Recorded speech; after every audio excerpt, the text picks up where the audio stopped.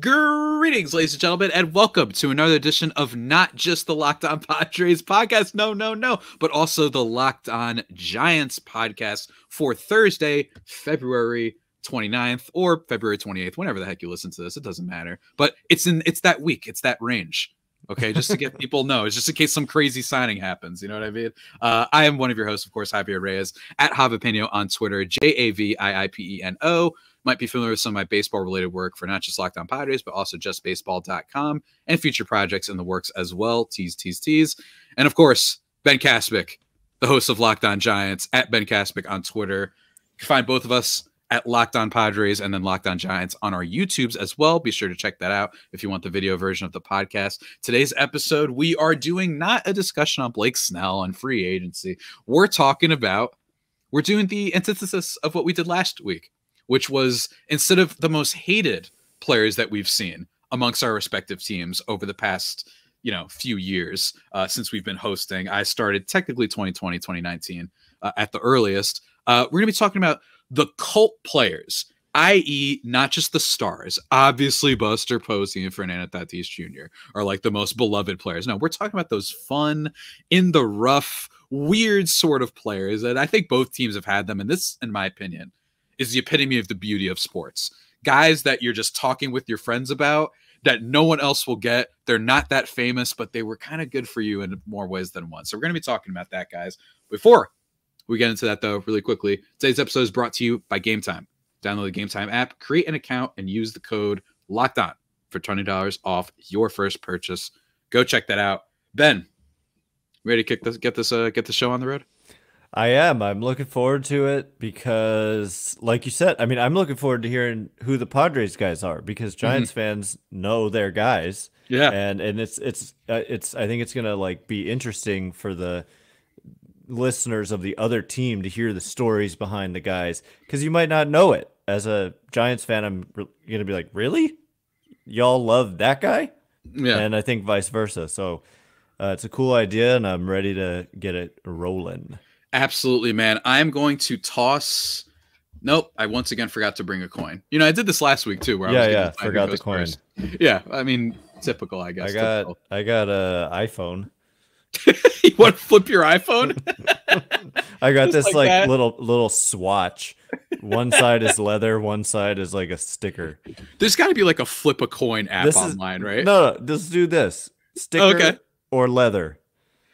You got to go leather. That's something in baseball. So sticker. Okay, there we go. So you get to go first.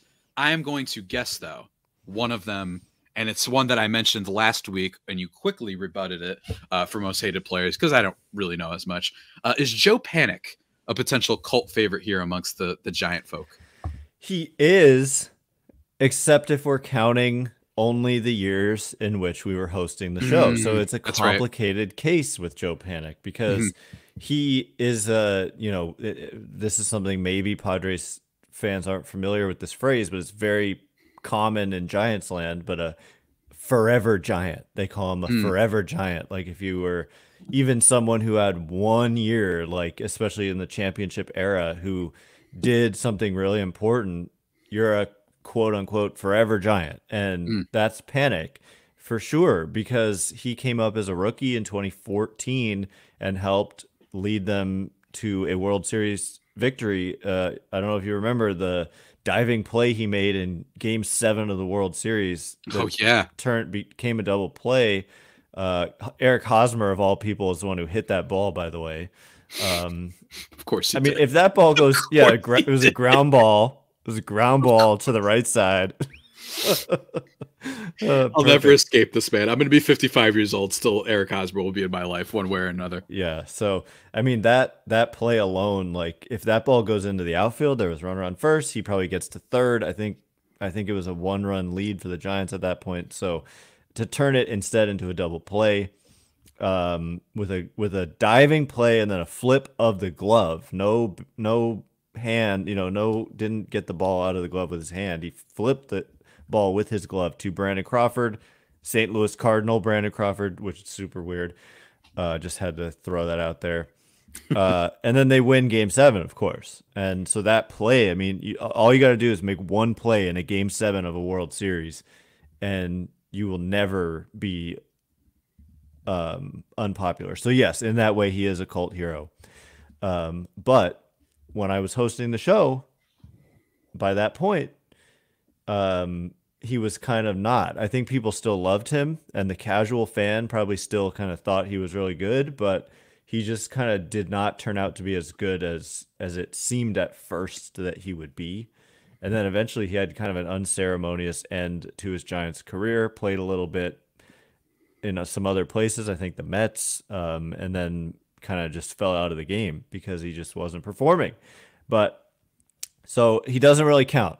If the rules are that when we were hosting, were they like what, a cult hero or whatever we're calling it?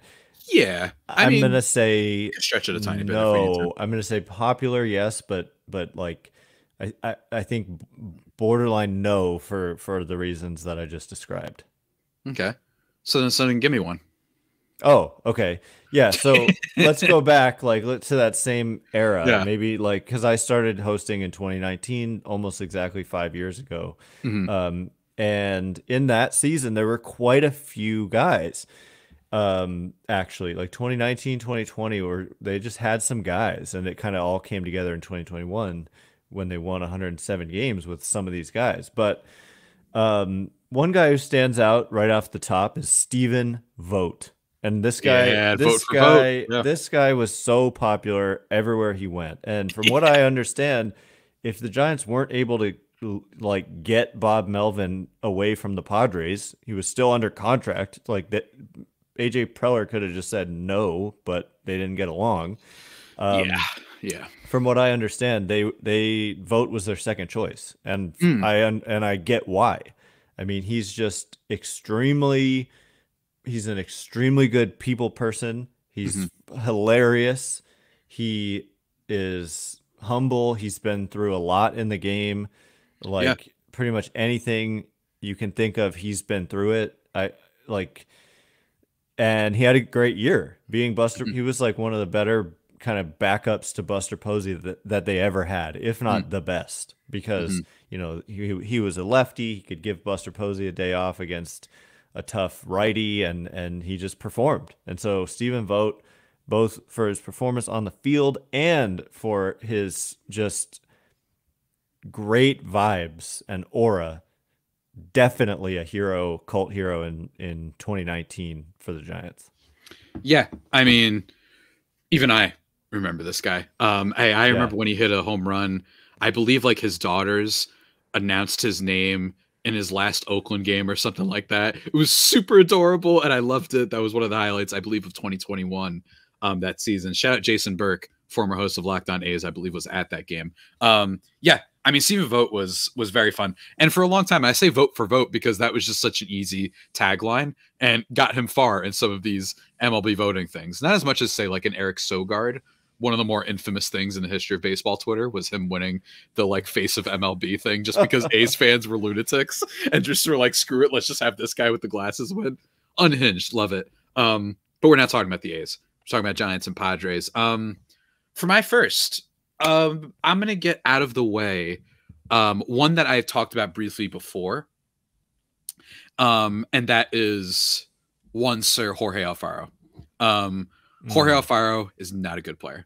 He's not. That's why he's not on a team anymore. He has one of the highest swinging strike rates in the history of Major League Baseball. That is not a joke. He swings at everything. Freak athlete. Fast, big, strong. He had the tools. Didn't quite always pan out. Has the hair. However, Ben, I would argue I actually should have saved this one for later. He's like perhaps like in the top 2 of cult favorite players since I've been hosting this show. And the reason is because it was so unexpected for him to actually be a capable backup that year. He wasn't very good. Let me reiterate, 0.5 F4. Like he wasn't very good, but it's the fact that they gave up nothing for him. And he was so bad previously for the Marlins, partially because they were putting him in left field for some reason. unserious organization, the Marlins. Weird. They were putting him in left field, so that didn't help. But the big thing was in high leverage situations with the Padres, specifically that 1 year, I believe he had a 120 WRC plus in high leverage situations, and he broke the record for most game-winning RBIs in a single season for Padres players. Bet you didn't know that. That is why incredible, right? Like, just had all these walk-offs, and after the walk-offs would curse on live TV saying, "Let's effing go San Diego." Jorge Alfaro, he would like rip his shirt off, right? I mean, the guy was he ripped unhinged. his shirt off. He hit the walk-off against his former team, the Marlins, who apparently didn't know the one thing you shouldn't do for Alfaro is throw a fastball right down the middle.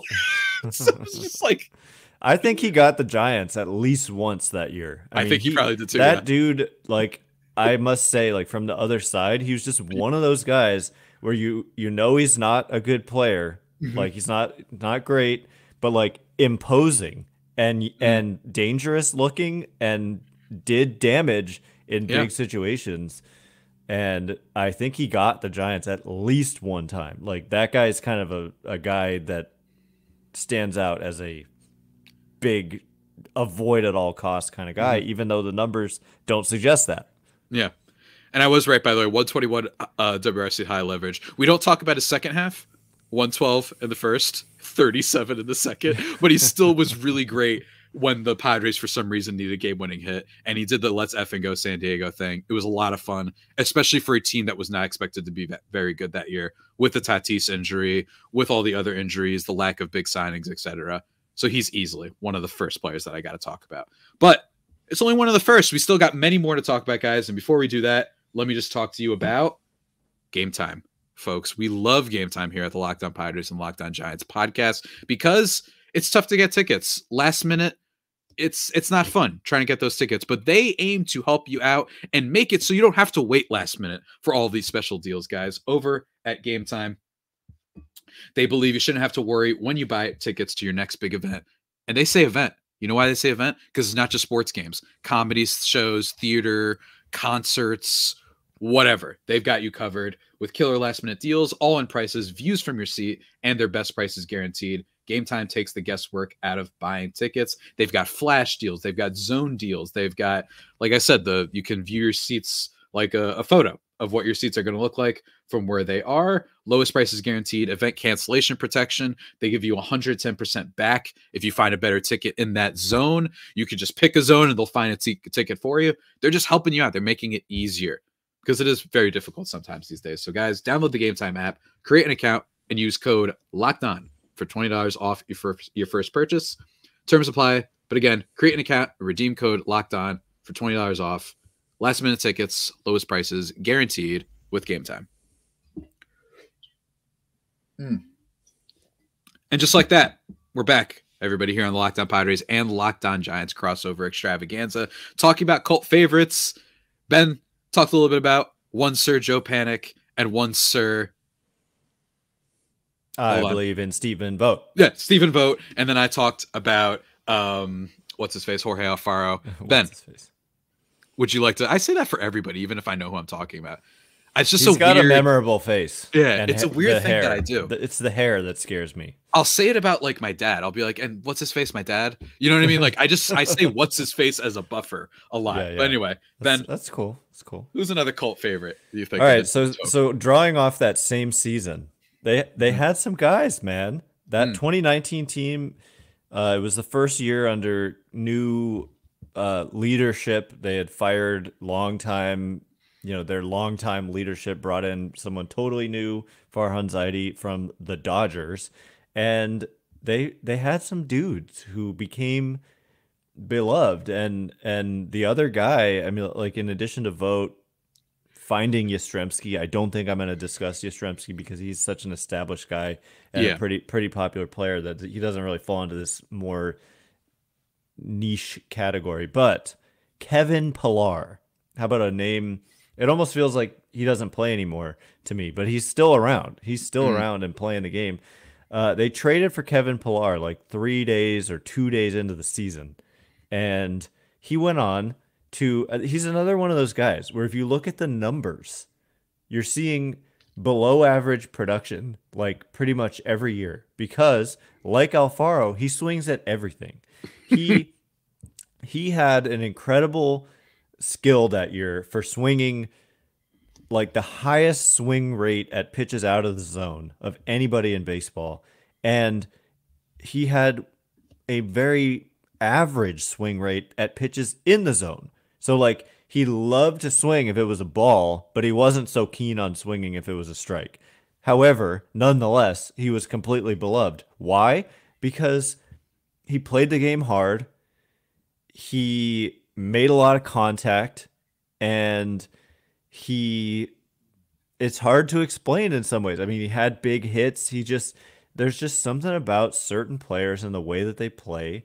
Like when I look at the final line for what he did with the Giants, 89 weighted runs created plus. Like it's just not that good. It's 11% below average is what it means. And, 0.7 FanGraphs wins above replacement. But the numbers that stand out to me, he hit 21 homers. He stole 14 bags. He played 156 games with the Giants and 5 with the Blue Jays that year. So I guess they traded for him a little more than 2 days into the season. But that's 161 games. So he posted, he played every day for the Giants. And the contact rate stands out, 93% contact rate. So when he swung, even if he was chasing, like he wasn't swinging and missing. And he's one of those guys where the on-base percentage is what kills him because he's such a hacker.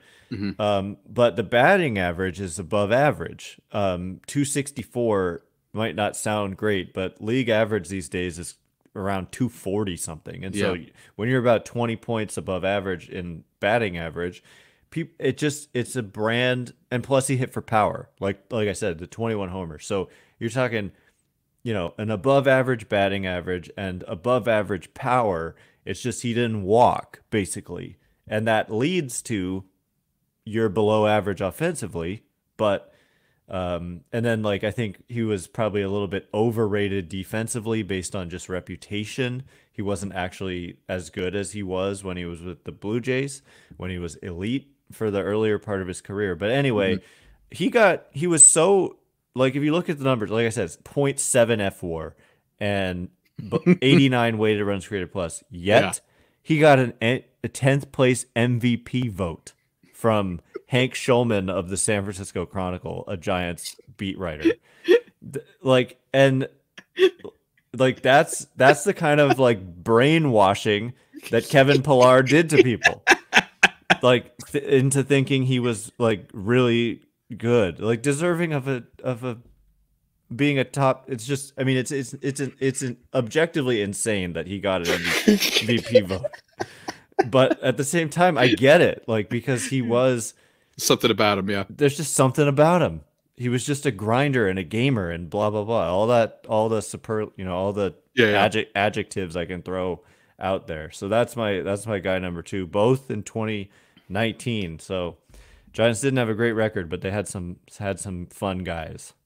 Yeah, I mean, and this is the beauty of sports. I mean, we've both had plenty of, cult classic favorite players. I imagine there's some of the Giants from like their winning, in 2014 and those type of days for sure. I know like Padres old school, like Khalil Green was a big beloved favorite, even if he wasn't an amazing player, solid player. And I think people root for him. He's had a couple off the field issues that hopefully he got over. Very shy guy from what I remember. But yeah, like this is the beauty of sports. It's just inexplicable sometimes. And I have an inexplicable one too. That I'm going to quickly go over. He's actually not that inexplicable now that I think about it. Daniel Camarena. Now, oh my gosh, I think I know who this is. So Daniel Camarena, 1 season in the bigs, 9.61 ERA, but he did one thing, and this is why sports are beautiful. When the Padres, they were down, I forgot who was pitching that day, gave up 5 runs first inning, and they're going up against Max Scherzer. So it's like, what is going on here? And then Daniel Camarena, it's a grand slam against Max Scherzer and essentially chasing him out of the game, bringing the Padres right back into it. That's it. That's the moment.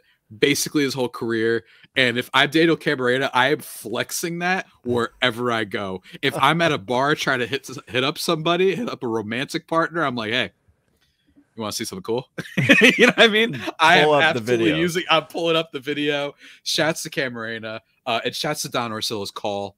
Camarena, it's a slit. Like the way he like slowly loses his mind over the call. It's so funny. I was watching that, I think, live, to be honest, and it was amazing. It was unbelievable. So I mean, funny. he's like a relief pitcher, right? I mean, he didn't start that game, and he's like, it takes Scherzer deep.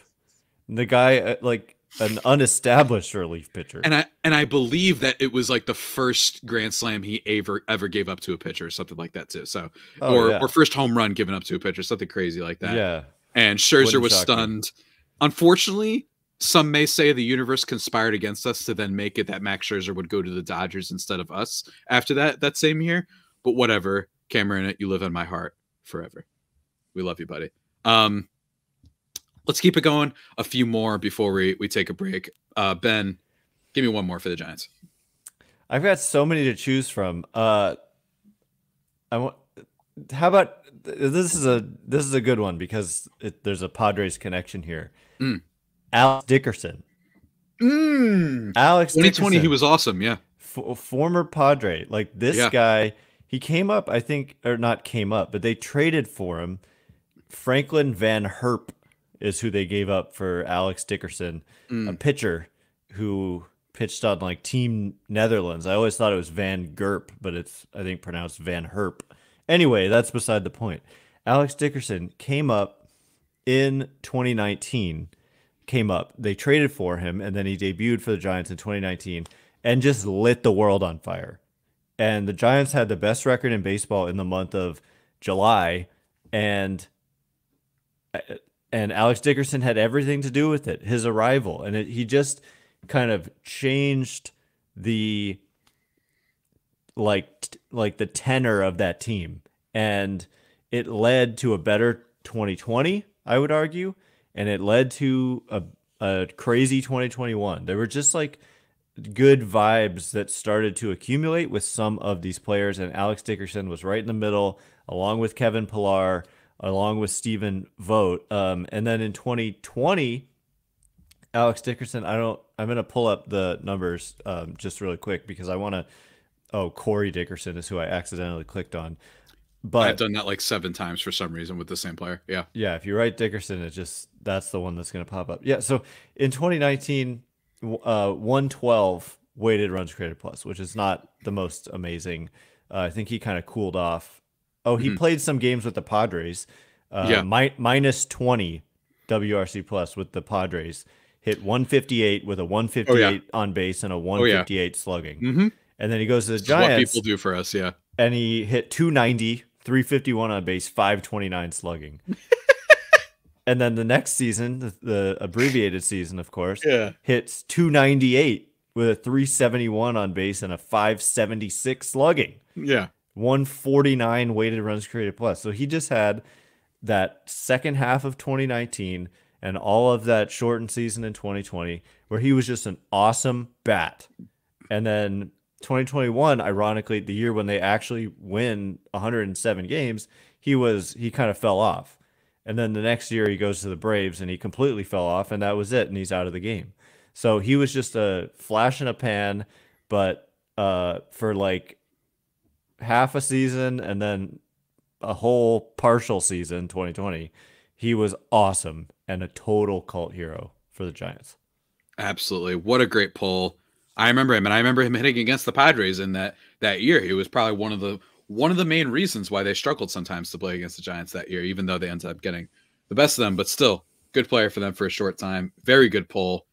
But speaking of very good pulls, folks, I'm about to pull up another ad because this ad you guys are familiar with. It is always there for you. It is fantastic. It is FanDuel. Not my best transition, but whatever. We power through. Get tickets. Not tickets. Get buckets. Ugh. Off to a rough start. Get buckets with your first bet on FanDuel, America's #1 sports book, because right now new customers, $150 in bonus bets if your winning bet is $5. Very, very cool stuff. Go check them out. And look, basketball's on a roll right now. The Warriors have been heating up and whatnot. They just kicked the Wizards' butts the other day. Shocker. Congrats to them on letting go of Jordan Poole. Very good decision. Jordan Fool, some would call him. Not to make this a Jordan Poole podcast, but you could bet on all sorts of stuff. You want to bet on Steph Curry threes, you can do that. Chris Paul assists, Draymond Green ejections. They help you out there at FanDuel. You know what I'm saying? But seriously, go check it out. And also, they've got stuff on hockey. They've got MLB futures. They've got March Madness is coming up soon. Women's, men's, everything. Really cool stuff. And of course, obviously, keep it locked in for the baseball stuff. That's going to be a lot of fun. May even talk about it on these here podcasts, either of us. So go check that out, guys. Bet on all of your favorite players and teams. FanDuel.com/lockedon and shoot your shot. Official sportsbook partner of the NBA. Ben, let's wrap this bad boy up. Let's keep talking about some of our role players that we've come across these past few years. I've discussed so far Jorge Alfaro and Daniel Camarena, and I feel that now we're in for another banger. Before we get into the rapid fire, I got to talk about him. He's still on the team, man. They just brought him back. It's Jurickson Profar.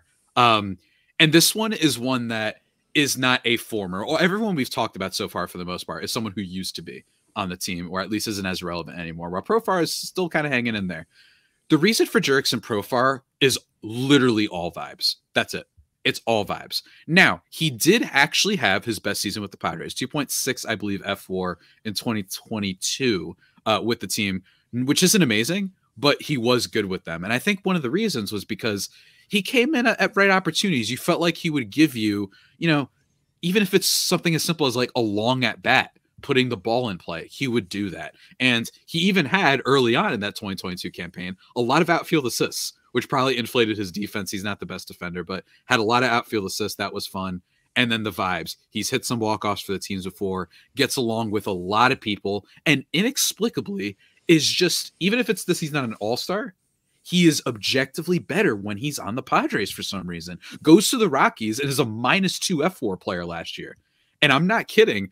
I don't have the numbers right in front of me, but then he had like a 128 WRC plus immediately at the end of last year with the last games that he played with the Padres.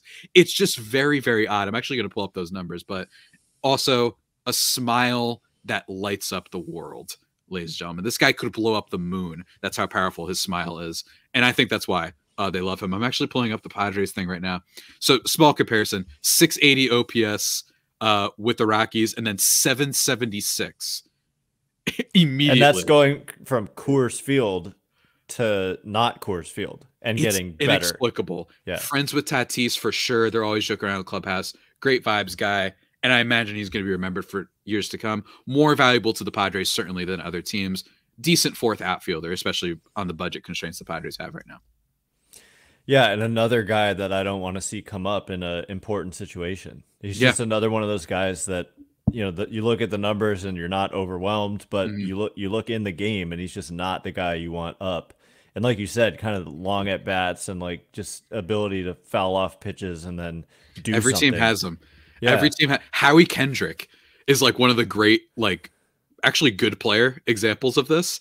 You know what I mean? I know he was like all-star caliber at one point, but he was always this guy that you're like, why am I more afraid of him than anyone else on this team? Right. Guys like that. And Profar is a little bit like that for sure. Yeah, for sure. And I got one too. I don't know he probably did strike fear in the hearts of a lot of other teams when he was on the Giants. And that's Donovan Solano, a.k.a. Donnie Barrels. Yeah, man. Right? This guy what is with this dude? He came out of nowhere. Like they signed him to a minor league contract going into the 2019 season. They discovered some guys in that 2019 people act like 2019 stunk, but like Vogt, Pilar, Dickerson, Solano, like all of these guys, none of them are on the team anymore. And yet they like changed because the Giants were losing. And it felt like the vibes changed in a real positive way with a lot of these guys. And Donnie Barrels, like you don't even call him Donovan Solano around here, just Donnie Barrels, because forget the StatCast metric barrel. Okay, we're talking about he finds the barrel on the bat. He puts the barrel of the bat on the ball with great consistency. And for a smaller guy, I mean, 5'8" is what he's listed at on Fangraphs. He had sneaky power, and he had a tendency and a knack for hitting big home runs like late in games that were like walk-offs, or kind of like Alfaro, like you mentioned, just clutch. Donnie Barrels was clutch. He was a batting average kind of machine. He, with the Giants, I mean, I can give you the numbers here. He hit 308 with a 354 on base, excuse me, and 435 slugging. That's a higher slugging than you would expect from a 5'8" player. 18.8% strikeout rate. We're talking 775 plate appearances with a 308 batting average. And so once again, it's like these guys who hit for high average, but maybe have some other flaws to them. He wasn't the best defender, for example, but man, he was a force like for just a little bit. And in 2021, he was a solid player that helped them, win 107 games. And so, man, I miss that guy, and he's still around. I don't know if he is. I think he's a free agent.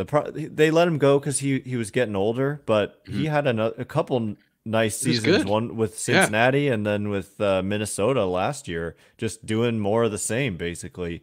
Really good bench player potentially for another team out there. Yeah, so he's 36 now, but the Giants, the reason they got rid of him was to clear the way for Thairo Estrada, which I think proved to be the right move. Estrada is much younger and good defense and all that. Yeah, good defense, more complete player.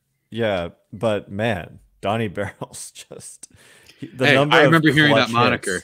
I remember hearing the moniker many times, especially that weird Twilight Zone season that you guys had. I remember hearing him and some other players that I bet you're about to mention in a second. But as we wind down with this episode, I'm going to go a little bit faster.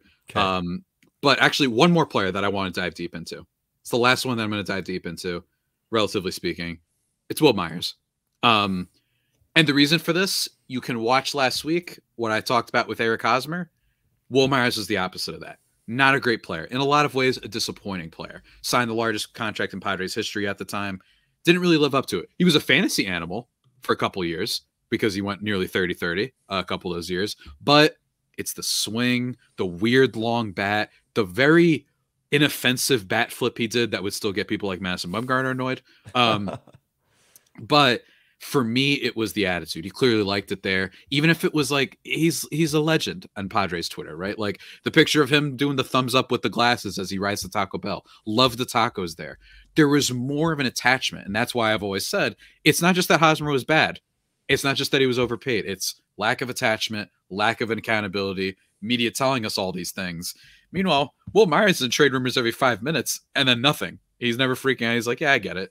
And then he's also funny. He has, obviously, just look up Will Myers' funny picture. You'll find it. The one where he looks blazed out of his mind is usually, at least at the time, it was circling baseball Twitter a lot, when he accidentally just called out his coach, Bud Black, or was it Green? I forgot which one it was at the time. Just saying, yeah, they got us running suicides in August, man. Like, this is ridiculous. And the Padres minor leaguer is like, we're live, dude. He's like, So he had that. And then, like I said, he clearly cared a little bit more about San Diego and the fans than someone like Hosmer did, buying everybody shots at the bar. Literally, like, there's videos of and photos of this after they upset the Dodgers in 2022. So Myers is beloved in such a different way, right? Like, he was just there. And I think that it was nice that they had a guy who was there. And yeah, it was clear that they needed better stars, which they ended up getting in Machado and Tatis and others. But there's just something about him. And he was inoffensive. Yeah.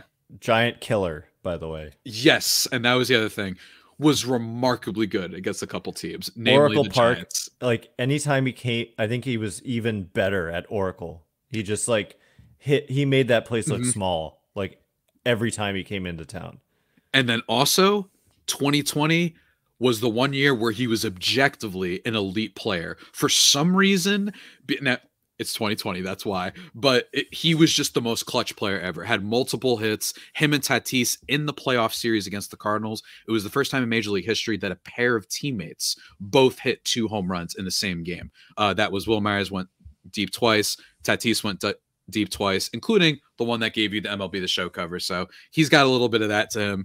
And it was just nice. You know, I remember he hit the grand slam the day after the 3-0 incident with Tatis. And I just loved that Myers was like, F out of here, man. Like, how about this? I'm going to hit a grand slam the very next day against you losers, right? So that's what happened there. We love Will Myers. We miss him. Shouts to our guy. One of the most beloved, I think, in Padres lore. I just have to say, I got the numbers that for Will Myers at Oracle Park in his career. Oh, you got it. Okay, cool. Yeah, well, in his Padres career. Uh-huh. Maybe he played there with the Rays for a minute, for like a second. Yeah. But 235 plate appearances, 273 average, 349 on base, 517 slugging, a weighted runs created plus of 131 compared to in his career 107, and with the Padres 111. And so he just was much better than his career norms at one of the toughest hitters, toughest places to hit in all of baseball. And that's like that slugging of 517. We're talking 60 games played and 11 home runs. And so if you, I mean, that's not that crazy, but 16 doubles, 29 singles. The dude just lit up the Giants at Oracle Park, and Giants fans forever were like, we should sign Will Myers. We should sign Will Myers. And I'm like, he's not that good, but it's like, because whenever you saw him play, he was killing the Giants. So absolutely, shouts to him. OPS of 1,300 in high leverage situations in 2020. By the way, I was not kidding about him being insane, inexplicably clutch in those 60 games that year. Shouts to Will. Ben, who's your last one you want to dive into? I mean, a little rapid fire, I suppose. And then I've got I definitely got to mention Darren Ruff. Yes, please. Darren Ruff was just, Bonds? A guy. Bonds, basically, so they bring him over from Korea, where after a kind of failed major league career with the Phillies, and they bring him over on a minor league deal.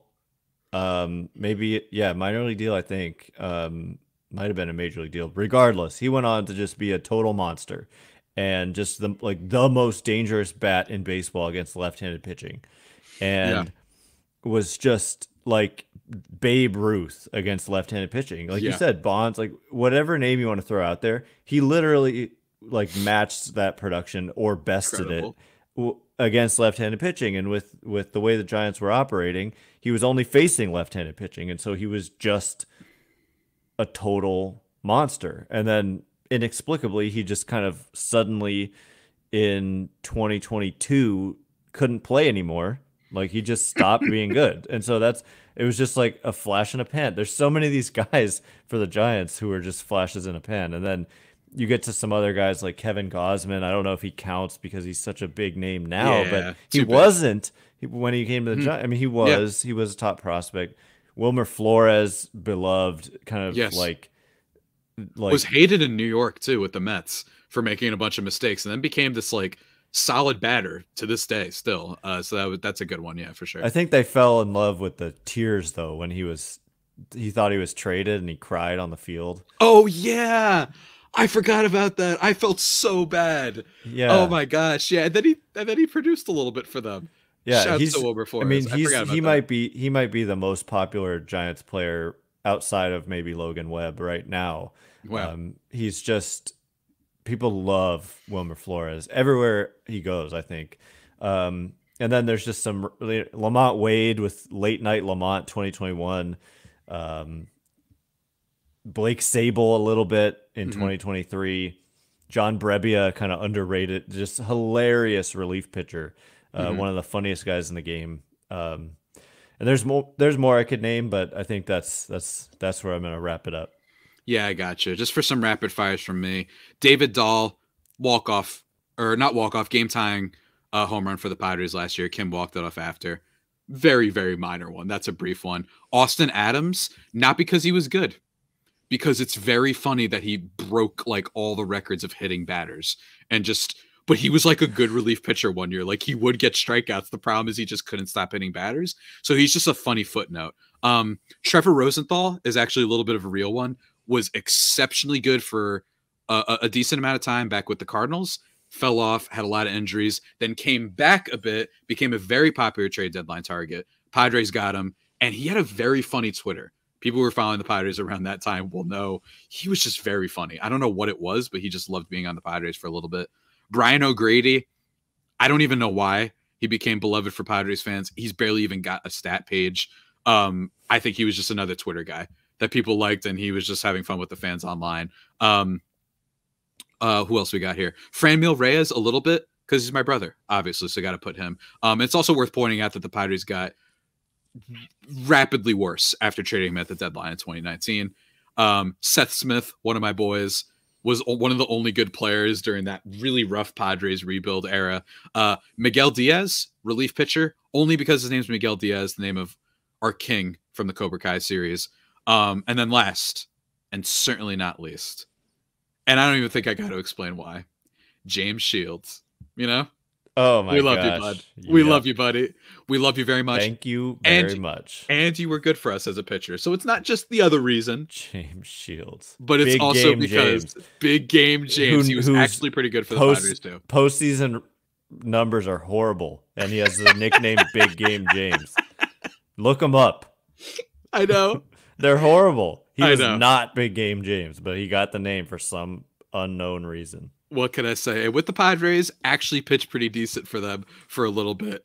Very funny player. And of course, we love what you did for us, even if you didn't know what you were going to end up doing for us. For those who don't know, I have to say, they traded him for Tatis. Yeah. It's pretty amazing. My listeners, I mean, it was just Tatis was just a, throw-in kind of small potatoes piece who became like what he is. Yeah, MVP contender. And hey, look, that's the beauty of it all, and frankly, AJ Preller is probably not the GM of the team anymore. If he doesn't make that trade, I think it's totally possible that he isn't. But Ben, this has been a blast. Just a joyous version of what we did last week, talking about, cult favorites. And that's always fun. Let us know if there's any that you believe we missed in the comments as well, because I'm sure that there's some we missed. And feel free to send some old ones from before 2019 and before we were hosting, because honestly, I love nostalgia and just naming players. That's a lot of fun. That about does it for today's edition of the Locked On Padres podcast and the Locked On Giants podcast as well. Feel free to follow both of us on Twitter, me at Javapeno, Ben at Ben Kaspick. Check us both out on YouTube, Locked On Padres and Locked On Giants, respectively. You can also check out some of my work at Just Baseball, and go follow Ben for some cool stats on baseball. Really good stuff over on Twitter. So go check that out. Until next time, when we inevitably cross over again, and until opening day and our first series against each other, all that stuff, stay faithful, my Friar Faithful homies, and stay... Let's see. I want to come up with a good word. What's a good G word? There's not a lot of good positive G words. Gorgeous. And I won't say gregarious again. Gorgeous I've done before, though. I said gorgeous. So what's a good one? What about... I said gentle the other day. There's got to be one more. Glorious. Glorious. We'll go with glorious. Until next time, everybody, stay safe and stay well.